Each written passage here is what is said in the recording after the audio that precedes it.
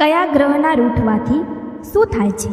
મિત્રો, ઘણી વખત તમે જોયું હશે કે કેટલાક લોકોને ઘણી બીમારીઓ લાગી જાય છે અથવા એવી મુશ્કેલીઓ આવી જાય છે કે તેનો કોઈ ઈલાજ જ નથી થતો. પરંતુ આ બધું ત્યારે થાય છે જ્યારે આપણે કોઈને કોઈ ગ્રહ રૂઠી જાય છે. કયા જાતકના જીવનમાં કયો ગ્રહ અશુભ પ્રભાવ પાડી રહ્યો છે તેનું નિર્ધારણ તેના જીવનમાં ઘટતી ઘટનાઓના આધારે કરવામાં આવે છે. જીવનમાં ઘટતી દરેક શુભ અશુભ ઘટનાઓની પાછળ ગ્રહોનું યોગદાન હોય છે.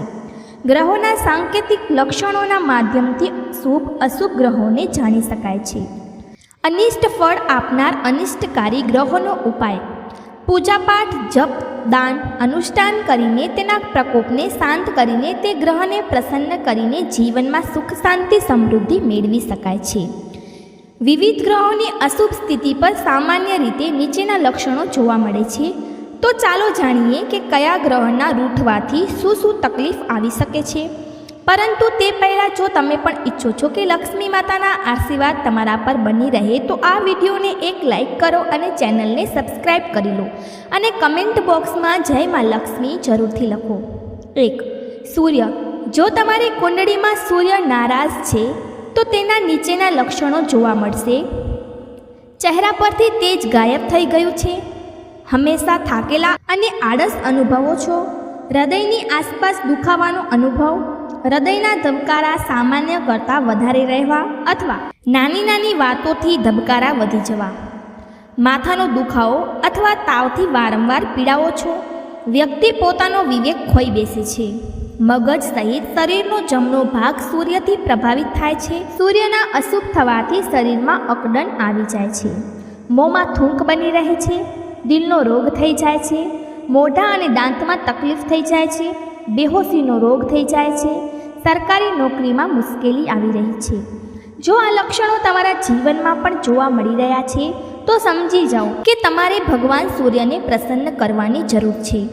ઉપાય: સૂર્યના દોષ નિવારણ માટે સૂર્યની પૂજા કરો, આદિત્ય હૃદય સ્ત્રોતનો પાઠ કરો, વિષ્ણુની ઉપાસના કરો, ઘઉં, ગોળ અને તાંબાનું દાન કરો. 2. ચંદ્રમા. જો તમારો ચંદ્રમા ખરાબ છે તો તે નીચે આપેલા સંકેતો જોવા મળશે: મન હંમેશા દુઃખી અથવા નિરાશ રહે છે, નાની વાતો પર રડવું આવી જાય છે, માનસિક રીતે અસર અથવા હંમેશા બેચેની અનુભવો છો, અંધકારથી ડર લાગે છે, પૂર્ણિમા અથવા અમાવસ્યે માનસિક તણાવ ખૂબ વધી જાય છે, જે કામ તમે કરો છો તેમાં મન નથી લાગતું અથવા ખૂબ મહેનત કર્યા પછી પણ સફળતા મળતી નથી, પ્રિયજનો સાથે ન ઈચ્છતા હોવા છતાં અણબનાવ થવો, શરીર ઉધરસની સમસ્યા પીછો છોડતી નથી, મિર્ગીનો રોગ, પાગલપણું, બેહોશી, ફેફસા સંબંધિત રોગ, માસિક ધર્મ ગડબડાઈ જાય છે, સ્મરણ શક્તિ નબળી થઈ જાય છે, માનસિક તણાવ અને મનમાં ગભરાહટ, અલગ પ્રકારની શંકા અને અનિશ્ચિત ભય, વ્યક્તિના મનમાં આત્મહત્યા કરવાના વિચારો વારંવાર આવતા રહે છે. જો આ બધા લક્ષણો તમને તમારા જીવનમાં દેખાઈ રહ્યા છે તો માની લેવું જોઈએ કે તમારો ચંદ્રમા અશુભ છે. ઉપાય જોઈએ તો ચંદ્રમા દોષ નિવારણ માટે શિવજીની ઉપાસના કરો, મહામૃત્યુંજયનો જાપ કરો, ચોખા, દૂધ અને ચાંદીનું દાન કરો. નંબર 3. મંગળ.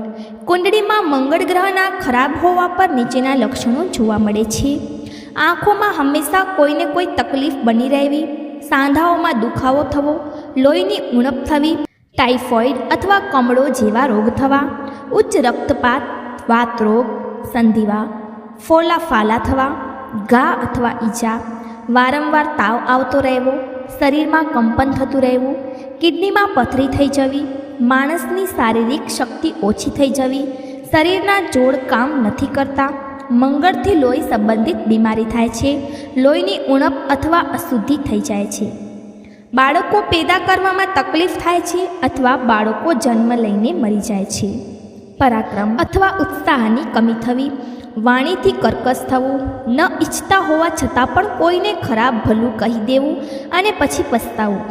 આ બધા લક્ષણો મંગળ ગ્રહના ખરાબ હોવાનો સંકેત છે. ઉપાય વિશે જાણીએ તો મંગળના દોષ નિવારણ માટે હનુમાનજીની ઉપાસના કરો, હનુમાન મંદિરમાં પ્રસાદ ચડાવો અને વહેંચો, મસૂરની દાળ, અને લાલ મગની દાળનું દાન કરો. 4. બુધ ગ્રહ.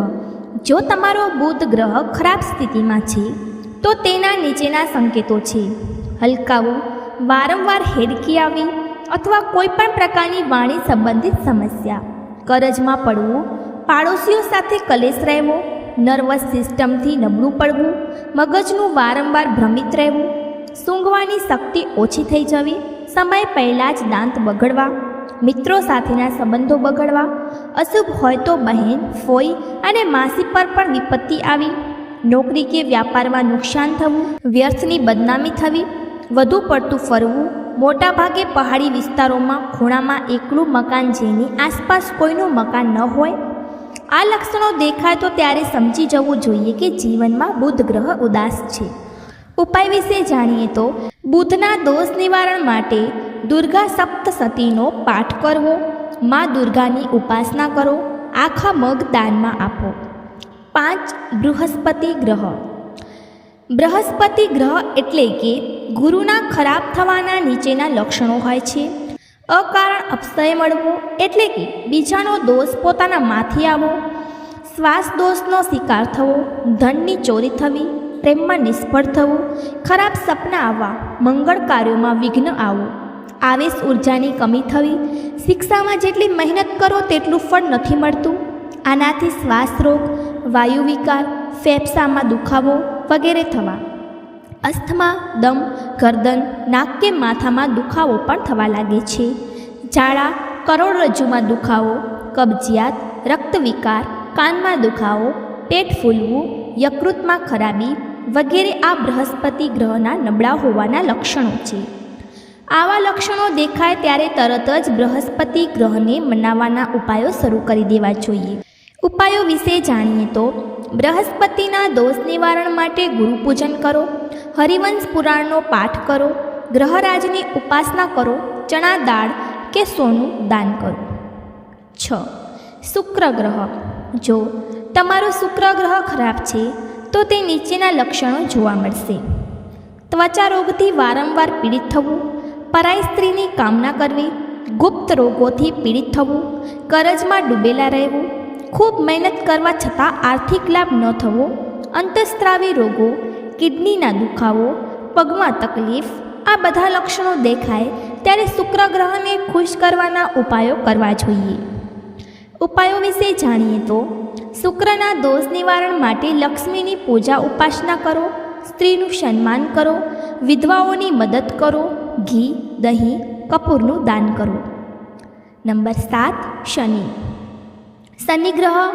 કુંડળીમાં શનિ ગ્રહનો દોષ હોવા પર જીવનમાં નીચેના સંકેતો જોવા મળે છે: રોજગાર તથા આવકમાં હાનિ, સમાજમાં માન સન્માનમાં હાનિ, અચાનક કોઈ મોટી બીમારીથી ચપેટમાં આવવું અથવા લાંબા સમય સુધી ઠીક ન થવું, અકસ્માત થવો કે પરિવારમાં અચાનક અકાળ મૃત્યુ થવું, પોતાના કાર્યસ્થળે અન્ય કર્મચારીઓ સાથે મતભેદ થવો, દરેક કાર્ય વિલંબથી થવું, કનપટીની નસોમાં દુખાવો રહેવો, સમય પહેલાં જ માથાના વાળ ખરવા લાગવા, ફેફસા સંકોચવા લાગવા અને ત્યારે શ્વાસ લેવામાં તકલીફ થવી, હાડકાં નબળા થવા લાગવા અને ત્યારે સાંધાનો દુખાવો પણ થવો, રક્તની કમી અને રક્તમાં દુર્ગંધ વધવી, પેટ સંબંધિત રોગો કે પેટ ફૂલવું, માથાની નસોમાં તણાવ, બિનજરૂરી ચિંતા અને ગભરાહટ વધવી.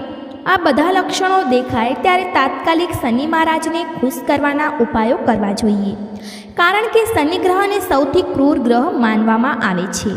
જો સમયસર તેનો ઉપાય ન કરવામાં આવે તો કોઈ મોટું નુકસાન પણ સહન કરવું પડી શકે છે. ઉપાય વિશે જાણીએ તો શનિ દોષ નિવારણ માટે કાળા ઘોડાની નાળનું છલ્લું ધારણ કરવું, લોખંડ કે અડદનું દાન કરો.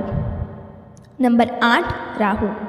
જો તમારા જીવનમાં રાહુ નબળો છે તો નીચેના લક્ષણો તમને જોવા મળશે: અનિદ્રાથી પરેશાન થવું, કોઈ પણ કાર્ય કરવામાં અરુચિ, રોજગારમાં હાનિ, ખરાબ સપના આવવા, ખાસ કરીને સાપના સ્વપ્ન વારંવાર આવવા, પરિવારના સભ્યો સાથે અકારણ મતભેદ થવા, પોતાના કરતાં નબળા દુશ્મનોનું પણ તમારા પર હાવી થવું, ગેસની સમસ્યા, વાળ ખરતા, ઉદય રોગ, મસા, પાગલપણું, રાજ્યક્ષમાં રોગ, સતત માનસિક તણાવ રહેવો, નખ આપમેળે તૂટવા લાગવા, મગજમાં પીડા અને દુખાવો રહેવો.